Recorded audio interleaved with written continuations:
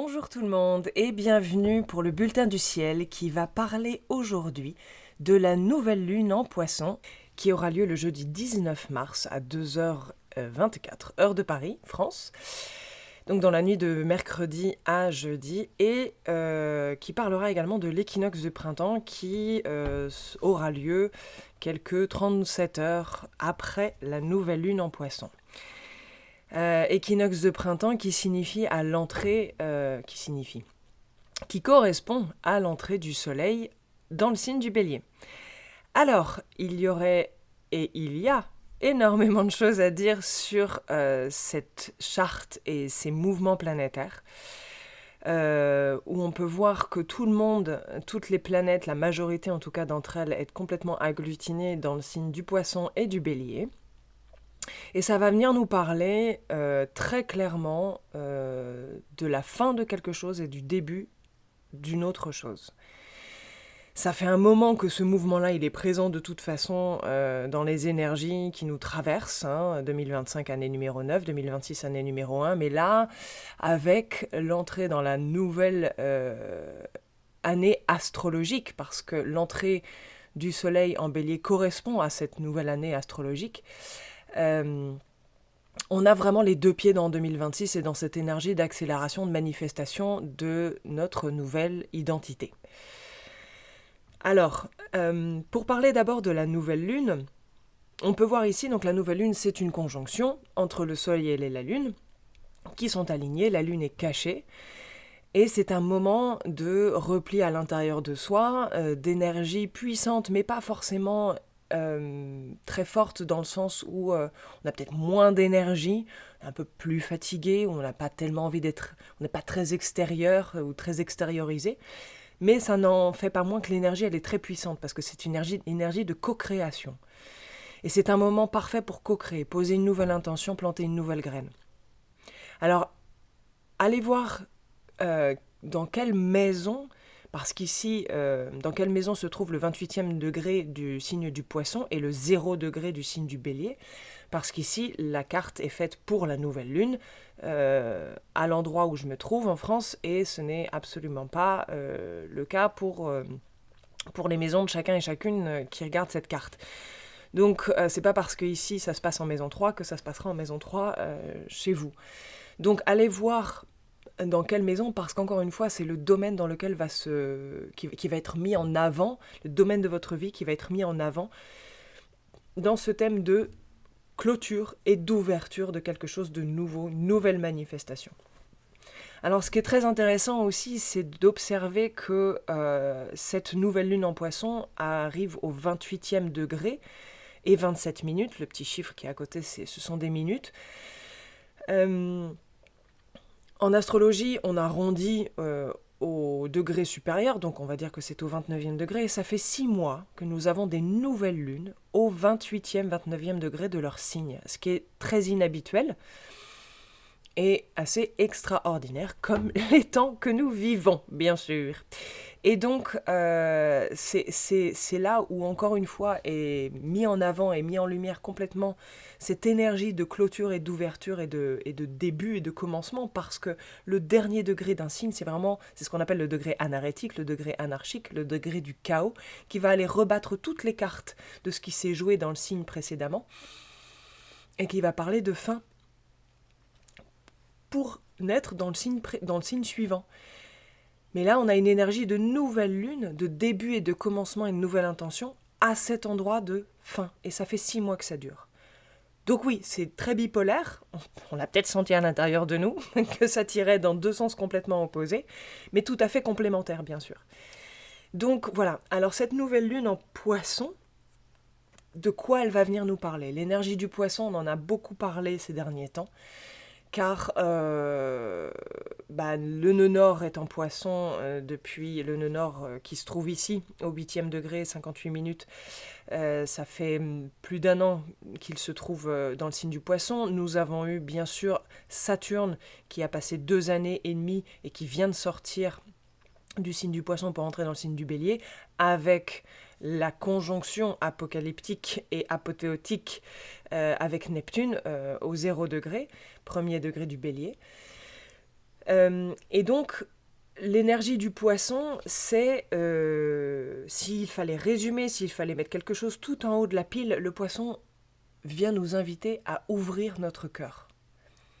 C'est vraiment ça, l'invitation première, primordiale, le thème qui clignote en lettres fluo en haut de la pile, c'est l'ouverture du cœur. Et ce qui est très intéressant, c'est qu'à travers l'invitation à expérimenter l'amour inconditionnel, l'empathie et la compassion, comme c'est un signe duel, le poisson va nous faire passer par des expériences tout à fait opposées à l'amour inconditionnel, à l'empathie et à la compassion pour que nous puissions atteindre cet opposé-là. C'est-à-dire que c'est dans des moments les plus graves, les plus sombres, les plus difficiles, les plus inacceptables. Je ne vais pas prononcer le mot guerre, mais c'est pas un hasard, entre guillemets, si on regarde astrologiquement et historiquement, que lorsque Saturne, l'autorité, la structure, les limites, les frontières, passent dans le signe du poisson où l'invitation, c'est de dissoudre, parce que le poisson parle de dissolution, hein, c'est la matrice originelle où tout est né, d'où tout naît, eh bien, passe dans ce signe-là où on nous demande d'aller ouvrir notre cœur, et l'invitation est là, qu'il y ait des déclarations et des conflits, des déclarations de guerre et des conflits un peu partout dans le monde. Petite parenthèse. Donc, c'est ça qui est très ambivalent et un peu complexe et difficile à saisir avec le poisson, c'est que on va passer par des expériences qui sont pas évidentes du tout, et ça fait un moment que ça dure, ça fait pas que quelques mois, puisqu'encore une fois, nous avions eu Saturne et Neptune qui étaient au 28e, 29e degré toute l'année dernière, qui sont passés en bélier un petit peu quelques mois, mais le reste du temps, ils étaient vraiment à ce point de nouvelle lune de jeudi. Hein, ce degré-là est remis, est restimulé, est remis en lumière, ou donc des expériences qui sont un peu difficiles, qui viennent vraiment aller chercher la lumière en nous. Et une fois que cette lumière, elle est allumée, elle est trouvée, parce qu'elle est là de toute façon, elle est pas, c'est pas qu'elle est invisible, c'est qu'il faut aller, il faut s'y connecter, mais il faut y rester connecté. Et c'est pas évident, effectivement, parfois d'accepter l'inacceptable, jusqu'à ce que, effectivement, c'est inacceptable quand l'intégrité de chacun et chacune est en jeu, bien sûr, mais d'ouvrir notre cœur dans des situations les plus complexes et les plus difficiles à vivre parfois. Donc, ça vient encore une fois nous parler de cette ouverture du cœur, d'instinct, de création, c'est-à-dire qu'on est dans le bain de la matrice originelle, je me répète, où il est possible de créer tous les rêves qu'on a. Rêvons grand, parce qu'arrive le bélier, arrive le moment de manifestation. On est à la fin du cycle, c'est-à-dire qu'on est non seulement au dernier degré du dernier, on est au dernier degré, du dernier signe de la roue zodiacale, ce qui veut dire qu'on est à la fin d'un cycle. Et on arrive dans une nouvelle ère, un nouveau cycle qui commence par le 0 degré du bélier et qui commence par, dans une année 1, 2026, où on nous demande d'intégrer, d'incorporer, d'incarner, de manifester, de mettre en mouvement et de mettre en action une nouvelle identité. Peu importe ce que ça veut dire et où ça se trouve, encore une fois, dans quel domaine de ma vie, mais c'est là où ça va se jouer. C'est ça qui va se jouer là, à ce moment. Nous avons également, ce qui est très intéressant, Mercure qui est encore en mouvement rétrograde, conjoint au nœud nord. On a une communication donc qui a à voir avec notre boussole cosmique collective. Le nœud nord, c'est ça, c'est le destin, c'est la direction que nous devons prendre en tant que collectif, qui parle du poisson, encore une fois. Et Mercure en rétrograde, déjà d'une part, c'est tout un cognitif, un pan du cognitif qui est mis de côté, c'est-à-dire celui en 3D où il faut faire bien attention de bien lire les contrats, on a des bugs des bugs informatiques ou de communication, on n'arrive pas à bien se comprendre. Moi, je vous explique même pas les bugs informatiques que j'ai eu ces derniers jours, c'est hyper rigolo. Parce que c'est au profit d'une communication beaucoup plus profonde, beaucoup plus intuitive, beaucoup plus instinctive. Et Mercure, là, au moment de cette nouvelle lune, qui vient nous parler de commencement de plantage de graines, de nouvelles intentions, est conjoint au nœud nord avec la possibilité d'avoir des téléchargements ou de, je ne sais pas comment on appelle ça, mais des captages d'informations qui ont attrait à au-delà que ce que notre pensée peut atteindre en règle, enfin j'allais dire normalement, mais il n'y a pas de normal, mais en règle générale, dans un cognitif qui est plus connecté au mental de tous les jours, quoi. Voilà, je ne sais pas si je me suis bien fait comprendre, mais je suis sûre que vous aurez saisi quelque chose. Alors, avec tout ça, on est vraiment dans l'alpha et l'oméga parce qu'on est dans la fin d'un cycle, on est dans la fin de quelque chose, dans ce dernier degré du poisson, dans le dernier signe, encore une fois, de la roue zodiacale. Et dans cet endroit où peut-être l'aurez-vous senti, il y a, c'est pareil, un émotionnel qui est complètement différent. Il y a des messages émotionnels qui sont relativement différents, et je parle de messages émotionnels parce que Mercure et le nœud nord sont en aspect tout à fait favorable avec Jupiter qui se trouve dans le signe du Cancer et qui vient juste de passer en marche directe. Il était lui aussi rétrograde et est resté au 15e degré du signe du Cancer depuis un moment. Mais nous avons cet aspect-là qui vient encore parler une fois de notre corps émotionnel et où les prises de conscience émotionnelle et conscientisation sont tout à fait, peut-être, je sais pas si vous l'aurez, si c'est quelque chose qui arrive pour vous aussi, mais y a une dimension qui est différente, il y a quelque chose de beaucoup plus profond qui est en train de se jouer du point de vue émotionnel. Alors, la nouvelle lune arrive, elle n'a pas le temps de se déployer entièrement puisque la nouvelle lune et l'énergie de la nouvelle lune, elle dure jusqu'à ce qu'on puisse voir ce petit bout d'ongle de la lune qui réapparaît dans le ciel. Que 37 heures plus tard, nous avons le soleil qui rentre dans le signe du Bélier, signant, encore une fois, un nouveau cycle qui s'ouvre et une nouvelle manifestation, un passage à l'action. Et avec cette entrée du soleil dans le signe du Bélier, il va y avoir plein de choses qui vont se passer parce que le soleil va commencer par faire une conjonction avec Neptune, qui lui a été chez lui et dans son signe, cette planète a été dans son signe pendant 14 ans, vient de passer un nouveau cycle également, la fin du cycle avec le poisson, et rouvre un cycle de plus de 250 ans en rentrant dans le signe du Bélier. Et ça va peut-être apporter du questionnement encore, il va peut-être avoir une espèce de sensation de flou sur comment est-ce que je dois manifester cette chose-là, est-ce que c'est bon rêve, est-ce que c'est le bon endroit, est-ce que c'est la bonne chose à faire, etc. Pour juste après, le Soleil va continuer sa course et va arriver en conjonction avec Saturne, qui est lui déjà au 3e degré du Bélier. Et là, va apporter un peu plus de concrétisation, de structure et de maturisation, j'ai envie de dire maturité, mais maturisation, ça n'existe pas forcément, mais l'action de maturité justement d'un rêve, d'une nouvelle personnalité, d'une nouvelle identité, là on va être beaucoup plus dans le concret, dans une structure.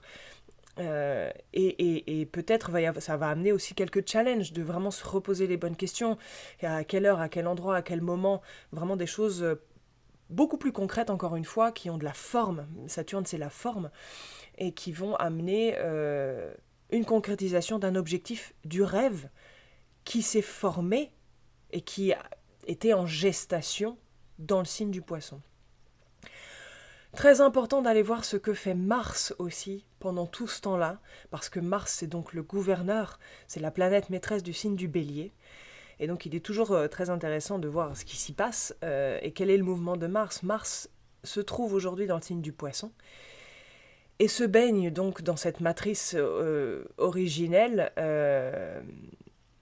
y a un côté plus fluide chez Mars qui d'habitude est à cet archétype du feu, de l'action, du mouvement, on y va, c'est très assertif, c'est l'initiateur, c'est le pionnier, c'est le leader.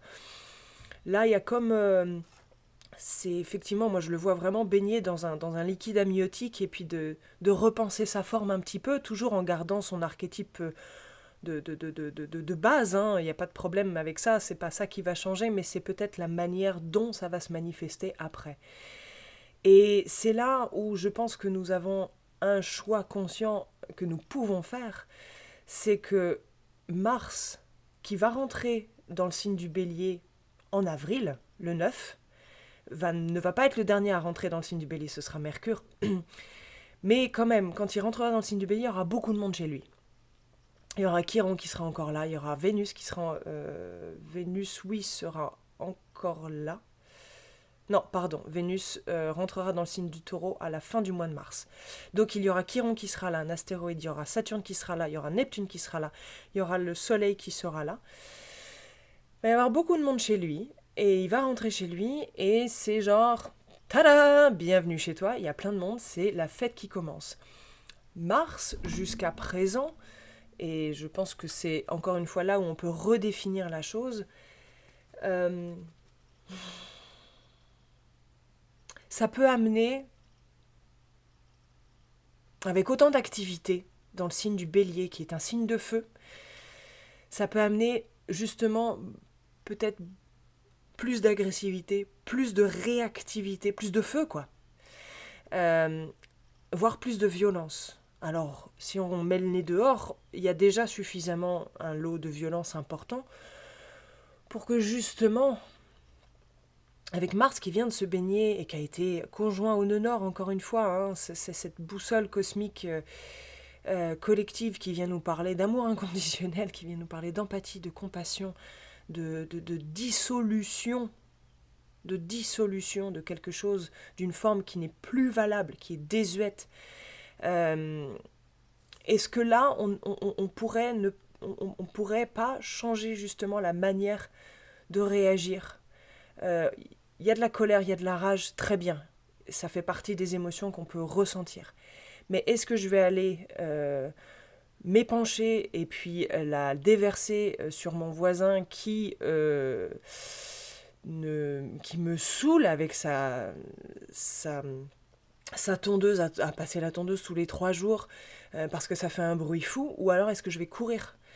Est-ce que je vais taper dans un punching ball? Est-ce que je vais danser dans mon salon jusqu'à n'en plus pouvoir pour libérer cette énergie-là?